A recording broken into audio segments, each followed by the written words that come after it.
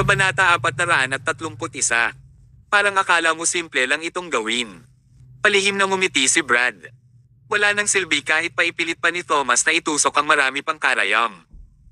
Kumuha si Thomas ng ilang mga karayom at ipinasok sa ilang mga puntos ng acupuncture sa katawan ng bata. Matapos mailagay ang mga karayom, ang bata ay hindi nagpakita ng anumang tugon. Inihayag ni Thomas ang isang gulat na ekspresyon at siya ay tila hindi makapaniwala. Imposible. Hindi ito pwedeng mangyari. Ang pamamaraan ng acupuncture ay hindi pwedeng magkamali. Bakit wala siyang tugon? Kakaiba ito. Si Thomas ay mukhang malungkot. Isa-isa niyang inilabas ang mga karayom at ang mukha niya ay puno ng kapitan pati na rin ang pagkalito. Nag-aalalang nagtanong ang ginang. Dr. Mayo, ano ang nangyayari sa aking anak? Pwede bang sabihin mo sa akin? Napasinghap ng malalim si Thomas. Humihingi ako ng tawad. Wala na akong magawa. Umangon siya at lumayo ng pagod. Sa oras na ito, sumabog ang silid. Kanina pa siya nagmamayabang, ngunit talagang wala siyang kakayahan. Nagtusok siya ng ilang mga karayom, ngunit ang bata ay hindi gumalaw ng kaunti man o kahit tumugon.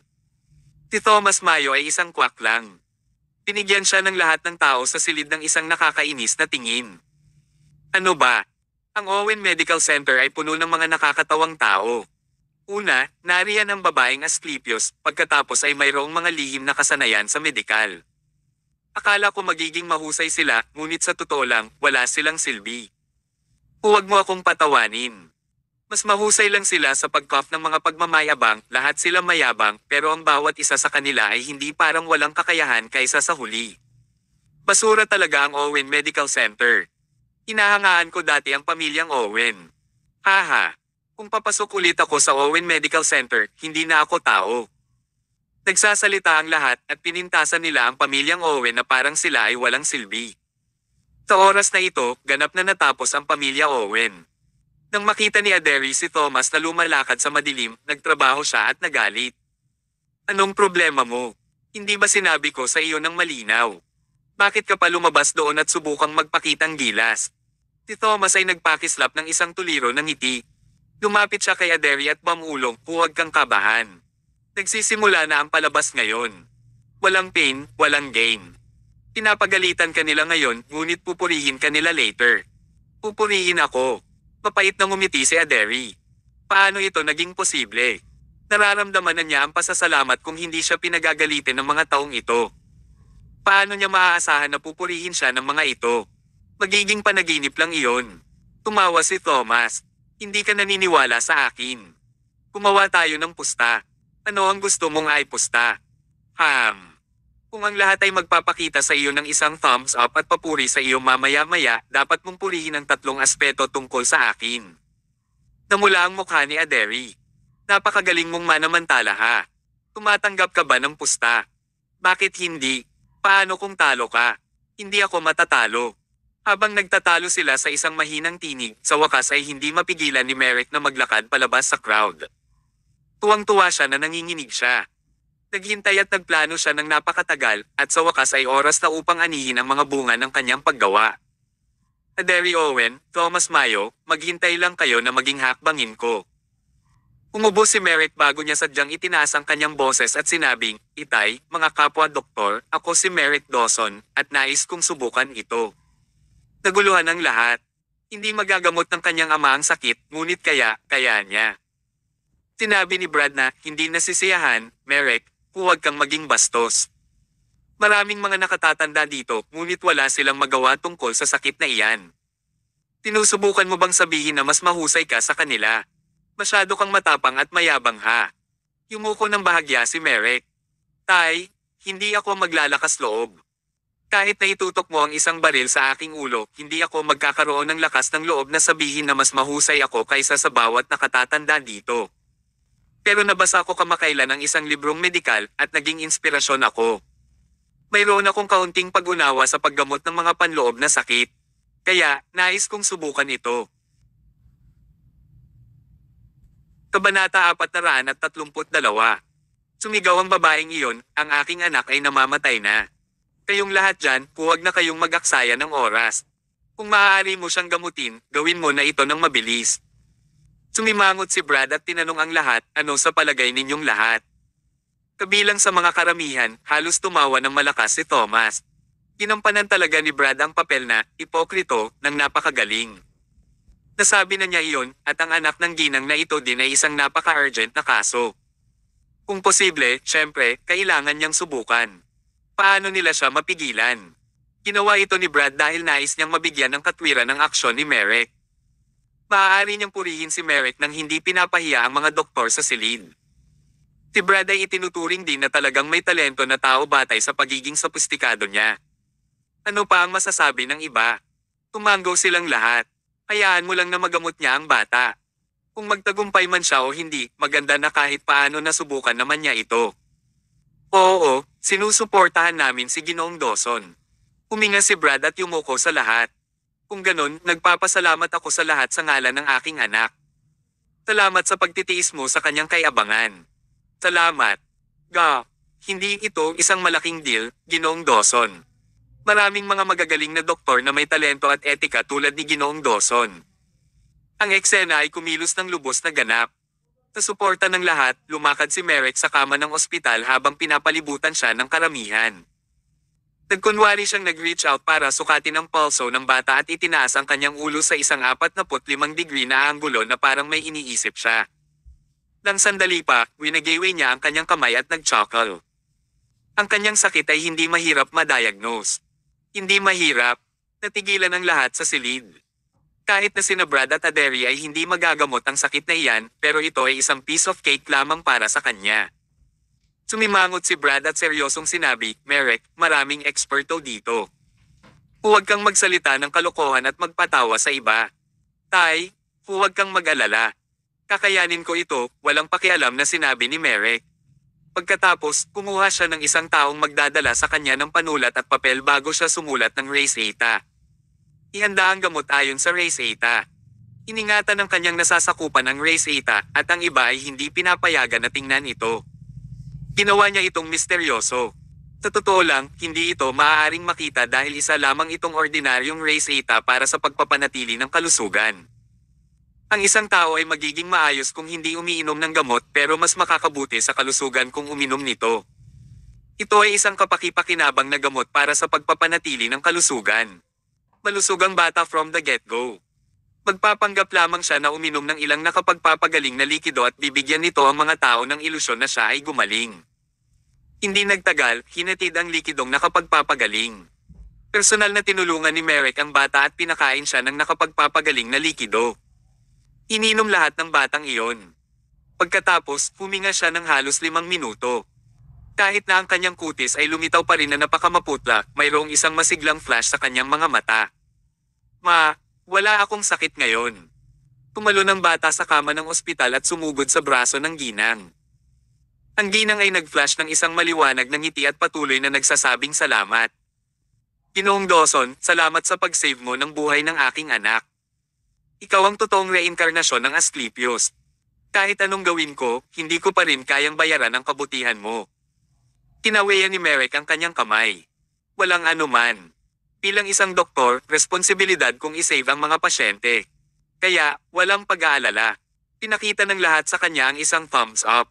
Napakagaling. Ikaw ang dapat magkaroon ng title na isang mabuting doktor.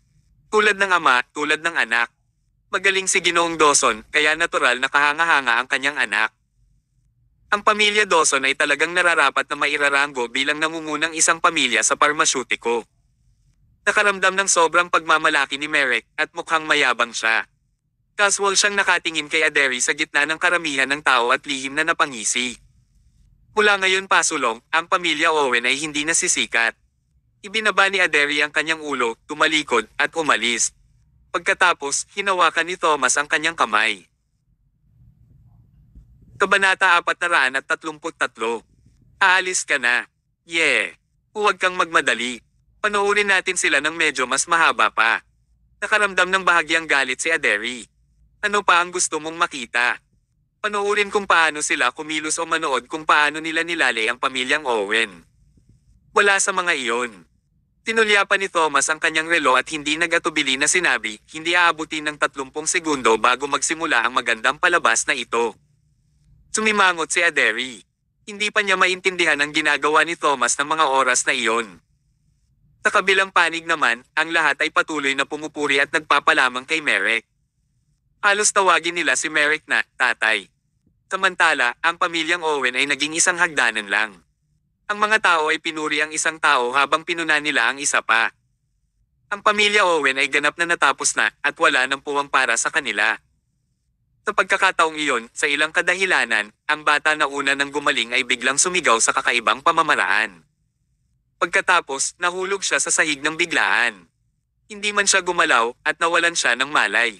Baby.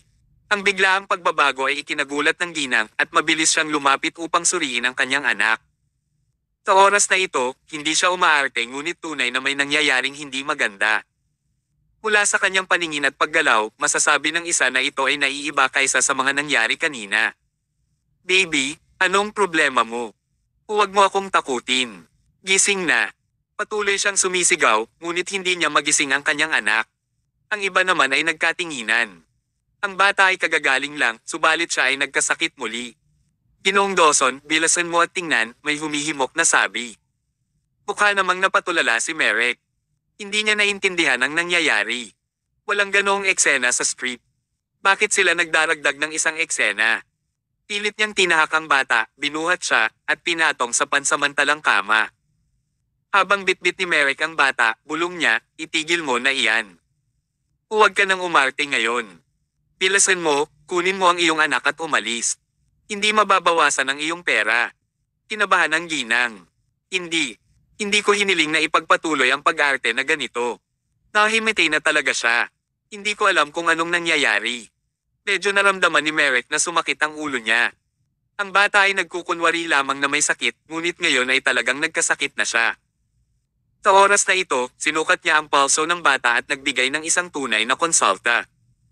Ngunit, napagtanto niya na ang rate ng pulso ng bata ay hindi maayos. Bukod pa rum, ang mga paa ng bata ay malamig na para bang siya ay possessed. Si Merrick ay hindi kailanman naging mahusay sa panloob na gamot. Nang nakatagpo siya ng kakaibang kondisyong medikal, nagkulang siya ng solusyon na ibinigay. Kabadong-kabado siya na ang kanyang noo ay may balot na pawis. Kaya mo ba? Naguluhan talaga ang ginang. Ang kanyang anak na lalaki ay nagkukunwaring may sakit kaya't mabuti kung ilabas ito ng mas maaga. Pero, ang kanyang anak ay totoong may sakit ngayon. Bawat segundo ay maaaring lumilipas na ang buhay ng kanyang anak na lalaki, kaya't hindi niya inaantala at sinasayang kahit ang isang segundo. Automatikong kinamot ng noo ni Merrick at sinabi sa isang kabob ang loob, pasensya ka na, hindi ko ito naiintindihan. Nagkagulo ang lahat. Tila ang bata ay talagang mamamatay na. Kawakas ay naisave siya ni Merrick pero siya ay nahimatay muli. Mukhang hindi mapapagaling ang kanyang sakit. Nakasimangot si Brad habang siya ay lumakad. Tumabi ka. Hayaan mo akong gawin ito. Tauna, lumitaw na ang kilos na una nilang ipinatupad upang mipagmayabang si Merrick ay magtatapos na.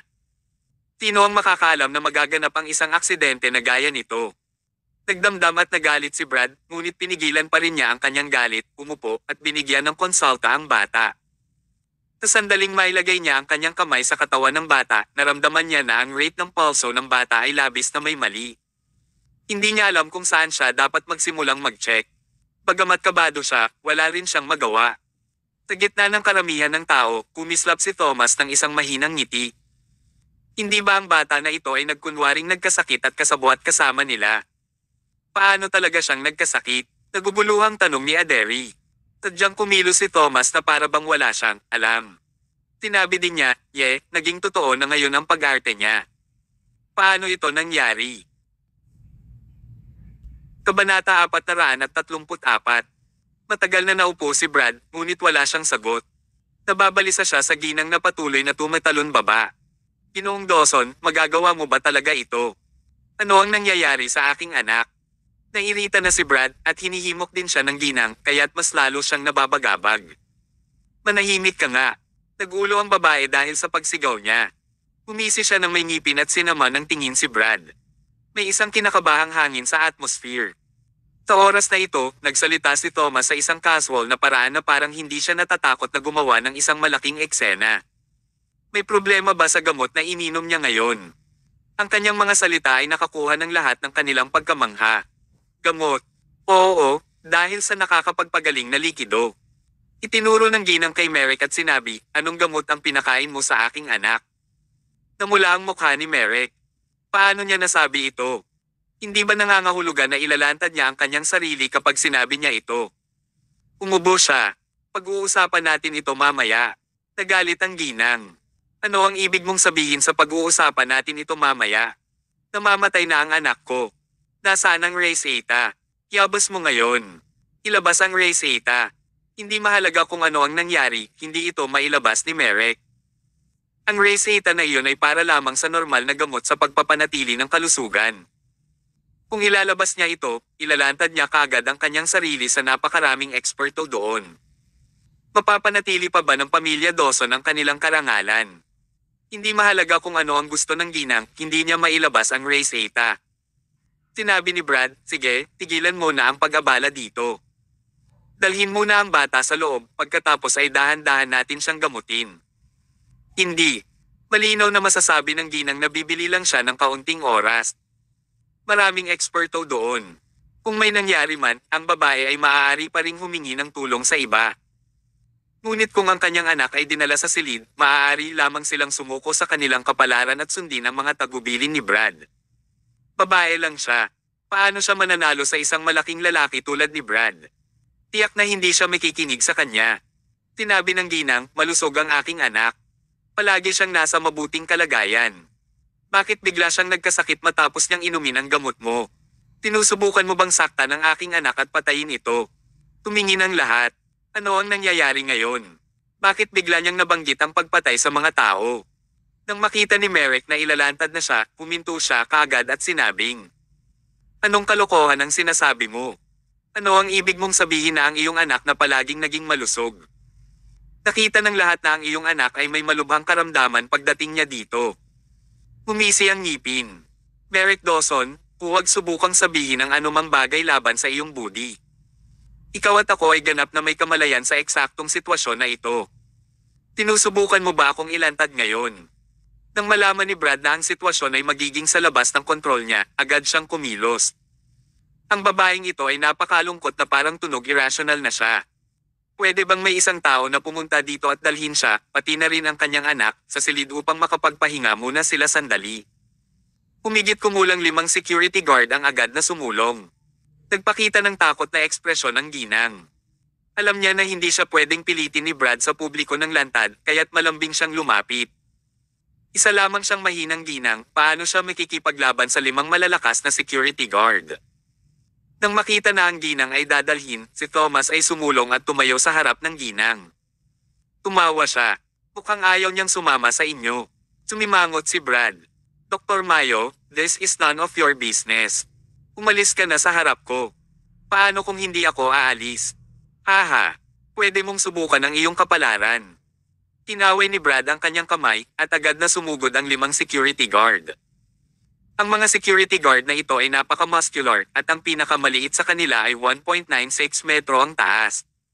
Ang bawat isa ay kalahating ulo na mas matangkad kaysa kay Thomas.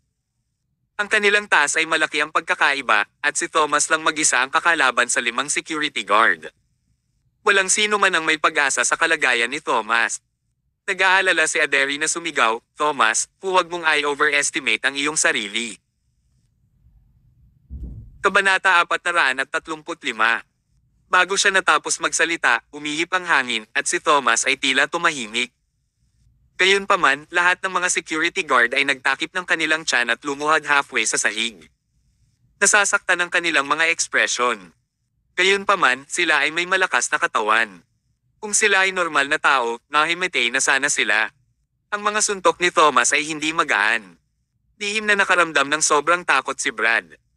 Alam lang niya na si Thomas ay may natitirang mga kasanayan sa medikal, ngunit hindi niya alam na si Thomas ay magaling rin sa martial arts. Sa sandaling iyon, ang ginang sa likod ni Thomas, na noong una ay nagalit, ay naging matapang. Brad Dawson, paano ka naglakas loob na walang pasasalamat? Tinutulak mo ba ako sa isang sulok ngayon? O sige, dahil wala kang puso, huwag mo akong sisihin sa pagiging hindi matapat. Tumalikod siya at malakas na nagsalita sa lahat ng mga doktor sa silid, hayaan mong may sasabihin ako sa inyo. Si Brad at Merrick Dawson, ang mga taong akala mo ay matuwid, ay mga manloloko talaga. Ang aking anak na lalaki ay wala talagang sakit, ngunit nakatanggap ako ng $50,000 mula sa kanila upang makipagtulungan sa isang masamang gawain. Kaya, pinayagan ko ang aking anak na magpanggap na may sakit para sadyang pahiyain si Dr. Aderi Owen upang ang isang pamilyang Owen ay maging isang malaking joke. Kung gayon, simpleng pinapakain lang ni Merrick ang aking anak ng ilang likido, kahit na simpleng tubig lamang ito, maaari niyang pagalingin ang aking anak. Sa ganoong paraan, maaaring maging sikat si Merrick sa pamamagitan ng paggamit sa pamilyang Owen bilang isang stepping stone. Masyadong walang awa ang pagkakalantad. Ang pagsasabuatan ni Brad at Merrick ay ganap na nalantad ng walang anumang itinatago. Lahat ay nasiwalat. Ang salitang, ipokrito, ay inukit sa reputasyon ni Brad at Merrick. Dagdag pa roon, mapupuna at hahamakin sila ng mga tao sa kanilang buong buhay. Ang bawat tao, pagkatapos marinig ito ay nagwawala. Ito ba talaga ang nangyari? Nagtataka ako kung bakit hindi nakakita ng anumang sintomas si Dr. Owen. Ito ay napakakaraniwan. Nagkunwari pala siyang may sakit. Kung sakali, sino ang makakapagsabi? At Merrick, nagagamot niya ang isang sakit na hindi kayang gawin ng kanyang ama. Halos maniwala ako sa kanya. Si Brad at Merrick Dawson ay tunay na mapagkunwari at kontrabida. Sina Brad at Merrick ay pinagalitan sa publiko. Ang kanilang reputasyon, na pinanatili ng maraming taon, ay nasira sa isang iglap. Una nilang nais na sirain ang reputasyon ni Aderi at mapahiya ang pamilyang Owen. Gayunpaman, nagawa nila ang isang kalokohang bagay na ginawang pinakamalaking biktima ang pamilya Dawson. Haha, napaka-ironic nito. Galit na galit si Brad. Tinuro niya ang ginang at sinabing, "Lahat kayo, manatili kayong kalmado. Sumusumpa ko na hindi ko kailanman gagawin ang isang masama at walang kahihiyang bagay. Siya lang ang may gawa nito." Inisya ni Brad. "Nakuha ko na. Dapat ay ikaw ay isang tao na itinanim ni Aderi at Thomas. Nakikipagtulungan ka ba sa kanila upang kumilos at madungisan ang aming pamilya Dawson?" Haha, managinip ka. Hindi ka panipaniwala si Brad Dawson. Sa puntong ito, nais pa rin niyang baligtarin ang sitwasyon. Ang kanyang pag-isip at kinang ay talagang wala sa karaniwang tao. Ang iba pa sa lugar ay natigilan din. Dapat ba silang magtiwala sa ginang o kay Brad? Sa sandaling iyon, tumawa ng malakas ang ginang. "Brad Dawson, alam kong tatalikod ka sa akin." Habang nagsasalita siya, kumuha siya ng isang recorder sa panulat mula sa kanyang bulsa. "Sa palagay mo hindi ako handa. Sa una ay nag-aalala ako na hindi mo ako babayaran pagkatapos nito, kaya lihim kong naitala ang aming pag-uusap. Ito ay kapaki-pakinabang para sa kasalukuyang sitwasyon. Lahat kayo, halina dito at pakinggan kung paano nakipag-usap sa akin si Brad Dawson, ang matuwid na tao sa inyong mga puso." Ang mukha ni Brad ay nagdilim na parang uling. "Hindi, huwag mo itong i-play. Uli na." Pinindot ng ginang ang pindutan ng pag-play, itaas ang recorder ng pen, at nadagdagan ang tunog sa maximum. Ang pag-uusap sa pagitan nila ni Brad hinggil sa kanilang pakikitungo ay malinaw na narinig ng lahat sa silid. Kabanata 436. Madilim ang langit at nanlamig ang kanyang puso. Si Brad ay nasa larangan ng medisina ng maraming dosenang taon. Ito ang unang pagkakataon na nabigo siya. Napakatagal niyang nag-iskema, pero natapos ito na na-frame niya ang kanyang sarili. Ang kanyang dakilang reputasyon, na naipon niya ng napakatagal, ay nasira kaagad. Tapos na siya. Tapos na ang lahat. Ang lahat ng mga doktor ay nakatitig kay Brad na may paghamak. Walang mga salita mula sa kanila, na parang pag pinagalitan siya ay magiging marumi ang kanilang mga bibig. May nagbuntong hininga ng nanghinayang. Pinapuna ko si Dr. Owen kanina. Hindi ko talaga dapat ginawa iyon. Si Dr. Owen ang pinakamabait at pinaka-inosenteng doktor na palaging iniisip ang tungkol sa pasyente. Nagkamali kami. Ang aming kasalanan ay ang pagtitiwala sa maling tao nang hindi sinasadya. Para sa isang sandali, kinilala nilang dalawa na sila ay nagkamali at ipinahayag nila ang kanilang paghingi ng paumanhin kay Aderi. Sa loob ng 10 minuto, silang dalawa ay may biglang kakaibang pag-uugali. Pakiramdam ni Aderi ay para siyang nakasakay sa isang roller coaster. Nagkaroon ng mga pagtaas at pagbaba ang mga nangyayaring ito. Ngayon, naramdaman niya na siya ay lumilipad sa langit at ito ay napakasurel.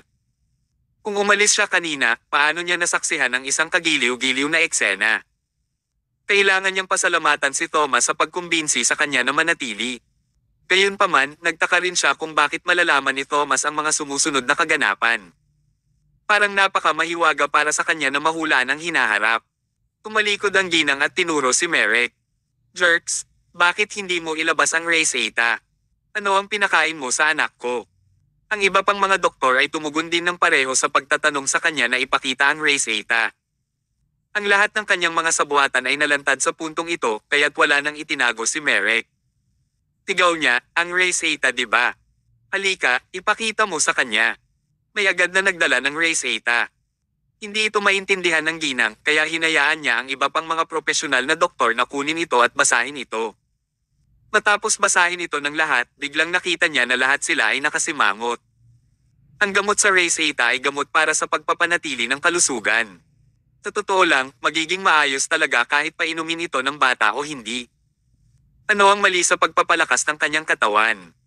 Bukod doon, gamot ito na may banayad na epekto, kaya imposibleng maging sanhi ng kakulangan sa ginhawa. Ito ay tulad ng inuming tubig. Sino ang magkakasakit mula sa isang tasa ng tubig? Ito ay ganap na walang kahulugan.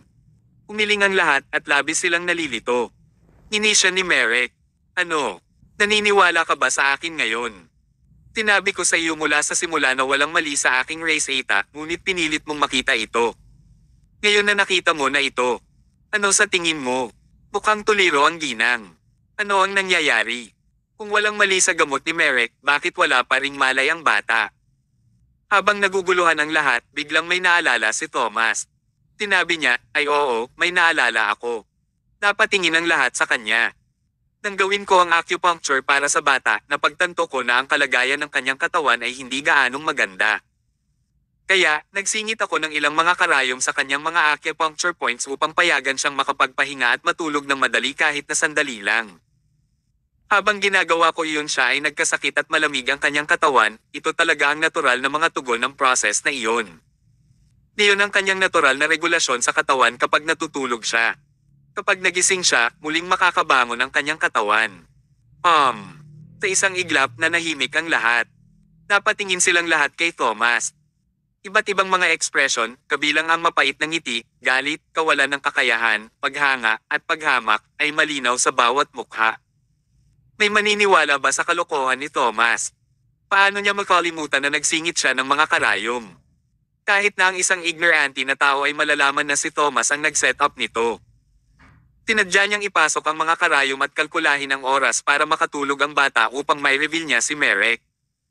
Ito ang nagsanhi ng mga isyu sa pagtitiwala sa pagitan ni Merrick at ng ginang. Ang kanilang ginawa ay hindi basta-bastang makikita, kaya't halos wala silang tiwala sa bawat isa. Noong na-alienate sila ni Thomas, agad nilang tinalikuran ang isa't isa at nagpatuloy sa pag-atake. Parehong nag-aaway ang magkabilang panig. Kabanata 437. Galit na galit si Merrick na parang nanginag siya. Tinuro niya si Thomas sa galit. Ikaw, mahusay. Thomas Mayo. Tadya mong ginamit ang bata bilang pang-akit upang may frame kami. Inilahad ni Thomas ang kanyang mga kamay. Mukha siyang inosente habang sinabi niya, ako ay isang doktor. Paano ko magagamit ang pasyente bilang pang-akit? Dahan-dahan ko lang na ipinasok ang mga karayom para sa bata para pahintulutan siyang magpahinga sandali. Pero, masyadong maingay at masikip kanina, kaya't nakalimutan ko ito. Naturally, walang maniniwala sa sinabi ni Thomas. Pero, wala silang masabi eh.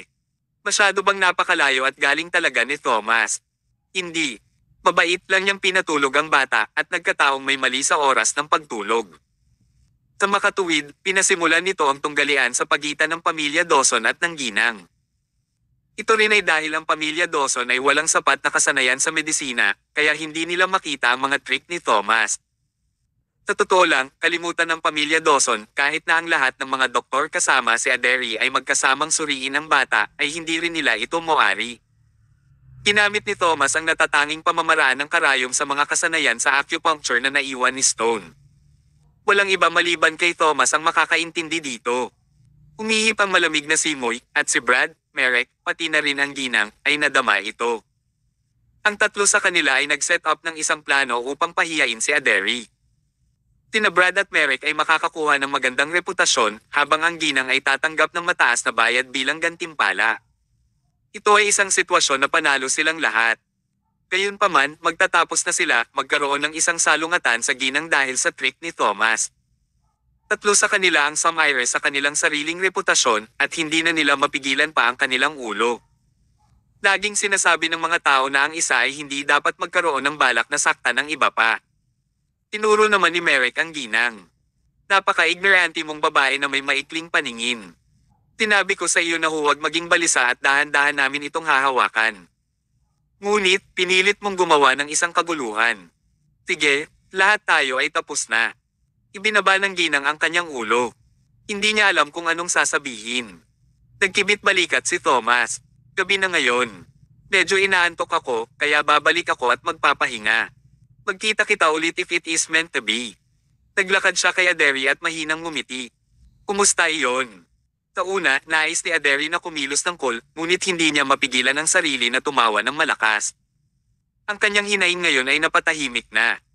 Ang pamilyang Owen ay nagdurusa ng labis na pagkawala sa maraming taon at sila ay binubuli ng pamilya Dawson. Ngayon, ang pamilya Dawson ay itinakda pa ito at halos mawala na reputasyon ni Aderi. Ang pamilya Owen ay halos napahamak din. Sa kabutihang palad, nandoon si Thomas. Mula sa kanyang katalinuhan hanggang sa kanyang mga pagkilos at kasanayan sa medikal, ipinakita ng taong ito ang lahat ng kanyang lakas ngayong gabi. Ang mga kababaihan ay nakadama ng pagmamahal dahil sa paghanga. Ano pa kapag naisave ng bayani ang isang magandang babae? Si Aderi ay una nang may pagmamahal kay Thomas. Matapos ang insidente ngayon, buo ang puso ni Thomas. Hindi na ito magpaputok muli para sa ibang mga kalalakihan. Thomas, salamat. Hindi maganda ang pakiramdam nito. Hindi tama. Ano ang nangyayari? Nakangisi si Thomas habang sinabi, nakalimutan mo ba ang pusta natin? Nanalo ako. Kaya, ano ang dapat mong sabihin sa akin ngayon? Karaniwan ay napakalamig ni Aderi. Sa oras na ito, ang kanyang mukha ay namula at ang kanyang katawan ay parang mainit. Ako. Ayoko. Bakit? Ang pinuno ba ng pamilya Owen ay isang taksil na tao na hindi tumutupad ng mga pangako? Ibinaba ni Aderi ang kanyang ulo at ipinakita ang kakaibang pagkamahiyain ng isang batang babae. Sino mang nakakita sa kanyang nakakaawang mukha ay nais na mahabag at mahalin siya. Kinagat niya ng marahan ang kanyang kulay rosas na labi na nakita ang kanyang maputing ngipin. Pagkatapos, marahan niyang sinabi sa masayang boses, mabait ka, gwapo, at matalino. Kabanata 438. Ang ice cold na babaeng ito ay talagang banayad at cute. Kung sa bagay, babae pa rin siya. Siya ay maaaring kumilos ng napakalamig sa harap ng mga tagalabas. Tanging kay Thomas lang siya maaaring kumilos tulad ng isang kaibig-ibig na cute na babae. Sa kasamaang palad, tinatrato lang siya ni Thomas bilang kanyang nakababatang kapatid na babae. Kung maaari, talagang ayaw ni Aderi na purihin lamang siya. Sa halip, nais niyang magsuot ng damit na pangkasal at belo at tawagin siyang, mahal, ni Thomas. Habang napalingon siya sa kanyang nakatutuwang saloobin, ang tinig ni Thomas ay kumala sa kanya at siya ay namangha. Si Thomas ay isang may asawa pa ring lalaki. Nang isipin ito ni Aderi, nakaramdam siya ng pagkalumbay at galit. Dahil siya ay mahigpit, hindi pa siya nahuhulog sa anumang mga lalaki. Bakit? Bakit siya mahuhulog sa isang may asawa na lalaki kung ito ang kauna-unahang beses niyang magkagusto sa isang lalaki? Napaka-unfair sa kanya ng Diyos. Nagdilim ang ekspresyon ni Aderi. Tanging siya lang ang nakakaalam kung gaano siya napataob. Balik tayo. Sige. Tumalikod silang dalawa at naglakad palayo sa karamihan. Tumakay sila sa kotse na dinala sila doon na bumalik sa klinika ng pamilya Owen. Umalis din ang ibang mga doktor. Ano ba ang komperensya na ito ng mga kasanayang medikal? Hindi na kailangang ipagpatuloy ito. Walang nagnanais na magpatuloy na makisangkot kina Brad at Merrick. Pinagkakasakit talaga sila ng mga hapokrito. Si Dr. Owen ay umalis na. Gusto ko na ring umalis. Hindi na ako pupunta sa masamang lugar na ito. Hindi na ako dadalo sa komperensya ng mga kasanayang medikal. Maliban kung bumaba ang pamilya Dawson at hayaang palitan sila ng pamilya Owen, hindi na ako babalik. Pilit na umalis ang lahat. Hindi rin sila pinigilan ni Brad. Bakit niya pipigilan ang mga ito? Nasira ang kanyang reputasyon. Kung pilit niyang pinigilan ang mga ito, higit na tatawanan siya nito. Tinanong ni Merrick, "Tay, hahayaan mo na lang ba ito?" Hindi sumagot si Brad. Gayunpaman, mula sa kanyang galit na tingin, maliwanag na galit siya kina Derry at Thomas. Isang araw, papatayin niya ang 2 taong ito. Bagaman nasira ang kanyang reputasyon, hawak pa rin niya ang kanyang posisyon at kayamanan. Derry Owen, Thomas Mayo, makikita natin.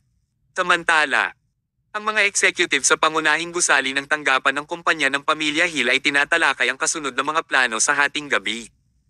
Pinag-uusapan nila ito buong maghapon. Sa kasalukuyan, ang 1/3 ng muling pagtatayo ay nakumpleto na.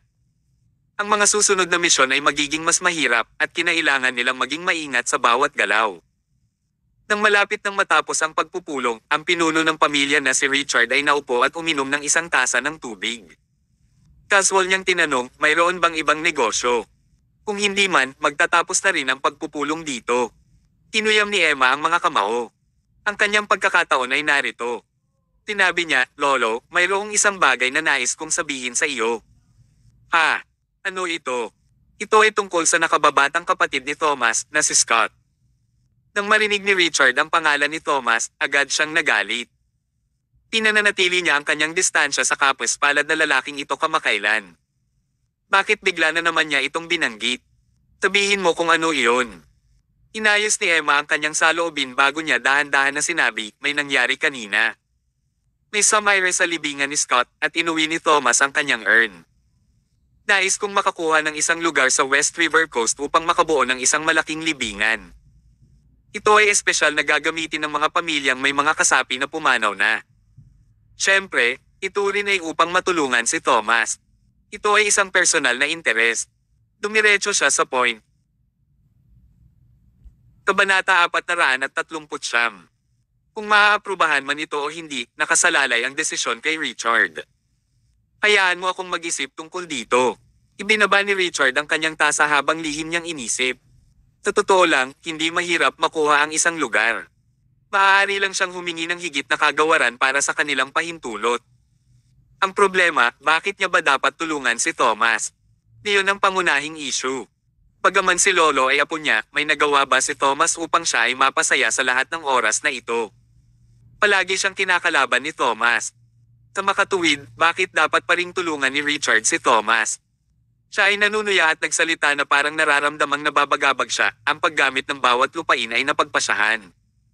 Hindi mo ito pwedeng mabago dahil nais mo lang baguhin ito. Bukod roon, mayroon ding mga plano sa mga lugar na nakatuon sa mga sementeryo sa Southland District. Ngayon nais mong layunin na bumuo ng isa para kay Thomas lamang. Bakit? Siya ba ang hari? Ganoon ba talaga siya kamarangal? Inilahad niya ang kanyang sagot at malinaw na ipinahiwatig na hindi niya nais na tumulong. Bamantong hininga si Emma. Sa totoo lang, matagal na rin niyang ine-expect ang sagot na ito, ngunit nagatubili siyang sumuko. Nais niyang subukan ito. Ngayon, tila nabigo ang paglilitis sa kanya. Habang medyo mahirap ang kapaligiran, isang figure ang lumakad sa loob ng nagmamadali. Siya ay ang apo ni Richard, si Harvard. Mukha siyang naguguluhan habang siya ay nakaupo sa kanyang upuan at ipinakita niya ang hindi pagkasisi sa kanyang mukha. Alam din ng lahat ang dahilan. Bumaba ang ulo ng lahat. Walang nagnanais na magkagulo kasama siya. Sa huli, bumukas ang bibig ni Richard. Tinanong niya kahit alam niya, "Harvard, anong nangyayari sa iyo?" Bamantong hininga si Harvard. Nakaramdam siya ng pagkabalisa habang sinabi niya, "Ano pa ito?" "Ito ay ang muling pagtatayo ng Emperor Residence. Ngayon, nagpunta ako upang makipag-usap ng maayos at kumbansihin sila. Ngunit, ang mga jerks na iyon ay direktang nagpadala sa kanyang mga tao upang palayasin ako. Ang mga regalo na dinala ko, lahat ay nasira pagkatapos naapakan." Kitawa-tawa ito. Paano nila ako binyuli ng ganito? Awkward na umubo si Richard. Wala rin siyang masabi. Ang pamilya Hill ay talagang problemado sa isyo na ito sa mahabang panahon na, ngunit hindi ito malulutas. Nagpadala sila ng maraming tao upang pumunta at kumbansihin sila, ngunit wala sa kanila ang nagtagumpay. Itinuturing na ngang polite na hinabol lang nila si Harvard. Nang oras ang nakakalipas, ang isang executive ng pamilyang Hill ay nag-ground sa isang silong sa loob ng isang gabi. Halos mamatay siya sa gutom. Sa totoo lang, kung ito ay isang ordinaryong kapitbahayan, hindi ito alintana ni Richard. Pilit niyang nawasak ang lugar sa kontrata ng muling pagtatayo ng Urban Construction Bureau at guguluhin niya ang sinumang maglakas loob na sumuwi sa kanya. Sa katunayan, maraming bagay ang ginawa ni Richard. Gayunpaman, hindi ito maaaring gumana sa Emperor Residence. Ang dahilan ay ang mga residente sa Emperor Residence ay mayaman at marangal. Ang kapitbahay na ito ay hindi malaki at mayroong kabuoang 30 pamilya. Ngunit, bawat bahay ay may isang hiwalay na vilya. May isang hardin sa harap ng bahay at mayroong isang swimming pool sa likod ng bahay. Ang bawat pamilya ay labis na mayaman. 4 sa 10 pinakamayamang lalaki sa Southland District ay naninirahan sa neighborhood na ito. Sila ay alinman sa mayayaman na tao o pinuno na nagtatrabaho sa mga ahensya ng gobyerno at ang kanilang mga katayuang panlipunan ay lubos na marangal. Wala sa mga pamilyang ito ang maihahalin tulad sa pamilyang Hill na itinuring lamang na isang pangalawang baitang na pamilya. Kaya, paano nila marahas na winawasak ang tirahan? Ang pagpilit na wasakin ang tirahan ay hindi naiiba sa kamatayan. Kung hindi nila mawawasak iyon, ang tanging nais lamang nila ay kumbansihin ang 30 pamilya na payagan silang makipagtulungan. Ngunit, paano nila makumbinsi ang mga residente? Ang lugar na iyon ay may kamangha-manghang tanawin at may mga lumang mansyon na kung saan ay ang mga bahay na kanilang tinitirhan ay nasa sa loob ng ilang 10 taon. Kung nais mong sirain ang kanilang mga bahay, papayag ba sila? Wala silang pakialam sa kaunting halaga ng bayad sa muling pagtatayo. Bakit sila makikipagtulungan sa iyo? Kaya, ang pag-unlad ng muling pagtatayo ng Emperor Residence ay napakabagal. Hindi sila maaaring makipag-ugnay sa residente, papagalitin sila ng mga residente, o papalayasin tulad ni Harvard. Ang mga kahihinatnan ay kawaila hilakbot. Sumimangot si Richard. Nanatili siyang tahimik. Ano ang dapat niyang gawin tungkol dito? Kabanata 440. Sa oras na ito, si Jade na tahimik, biglang, taos-pusong, na nagsabing, Lolo, mayroon akong mabuting pamamaraan that would hit 2 birds with 1 stone. Hitting 2 birds with 1 stone. Natigilan si Richard. Kung mayroon siyang mahusay na pamamaraan, bakit nagsasangkot ito ng tulad ng pag-hit ng 2 birds with 1 stone? Ano ang mabuting pamamaraan? Sabihin mo. Kusa namang tiningnan ni Jade si Emma at sarkastiko na sinabi, ayon sa alam ko, ang tanawin ng Emperor Residence ay labis na kamangha-mangha. Bukod pa dito, ang sukat nito ay hindi malaki o maliit. Kaya, hindi pa rin natin alam kung paano natin ito maibubuwag at ilipat ito ngayon. Ngunit sa palagay ko, bakit hindi natin gawan lang ng pabor si Emma? Maaari nating muling buuin ang lugar sa isang lugar ng pagpaplano ng sementeryo. Angkop lamang ang sukat at sapat din ang greenery sa Kuhar. Hindi natin kailangang sadyang buuin muli ang zone, ngunit maaari nating ang 2 birds with 1 stone. Tahimik lang ang meeting room. Ang lahat ng mga executive ay snickered. Masama talaga si Jade. Sinabi niya na ito ay isang pabor, ngunit malinaw na nais niyang iset up si Emma. Imposibleng normal na muling itayo ang lugar na iyon, lalo na ang muling pagtatayo nito sa isang lugar ng pagpaplano ng sementeryo. Nais ni Emma na muling itayo ang kanilang mga bahay sa mga libingan. Haha, nagbibiro siguro siya. Ang pangkat ng mga mayayaman at marangal na tao ay magiging sobrang polite kung hindi nila siya papatayin. Marahil pagkatapos na pumasok si Emma sa tirahan at matapos ang pagsasalita, mabilis siyang palalabasin ng mga security guard. Napakamot si Richard. Paano niya hindi malalaman ang layunan ni Jade? Bagaman ito ay isang malit na kasamaan, ang paggawa nito ay maaaring makamit ang dalawang layunin. Isa, maaari nitong patahimikin si Emma upang hindi na muling magreklamo. 2, maaari itong bigwan si Emma. Medyo naging mayabang siya sa kumpanya kamakailan. Tumango si Richard at tumingin kay Emma. Sa tingin ko tama si Jade. Emma, ano sa palagay mo? Ayaw mo ba talagang tulungan ang asawa mo? Narito na ang pagkakataon. Kung aalisin mo ang lugar na ito at kumbansihin ang 30 pamilya, sasang-ayon ako sa iyong mungkahi ngayon lang. Ano sa tingin mo? Ito ay malinaw na isang malaking bitag. Gayunpaman, kinailangan ni Emma na kunin ang peligro kahit na alam niyang mapanganib ito. Kung nawala sa pagkakataong ito si Emma, wala na siyang pagkakataon na tulungan pa si Thomas. Nagpasya siyang subukan ito para sa asawa. Okay, sang-ayon ako. Sige. Tinuro ni Richard si Harvard. Ipasa ang namilis ng mga ulo ng pamilya kasama ang kanilang mga kontak kay Emma upang magaan ang kanyang trabaho. Umuso si Harvard. Kumuha siya ng isang namilist at ipinakita ito kay Emma. Emma, itago mo ito ng maayos ha. Pinabati kita ng pinakamabuting kapalaran upang matagumpay mong makumbinsi ang lahat ng 30 pamilya. At gumawa ka ng isang bagay para sa masamang asawa mo. Haha. Ang bawat tao'y sa silid ay tumawa. Walang nag-akala na makakumpleto ni Emma ang misyong ito. Maliban kung tinulungan siya ng Diyos, walang makakaya na magawa ito.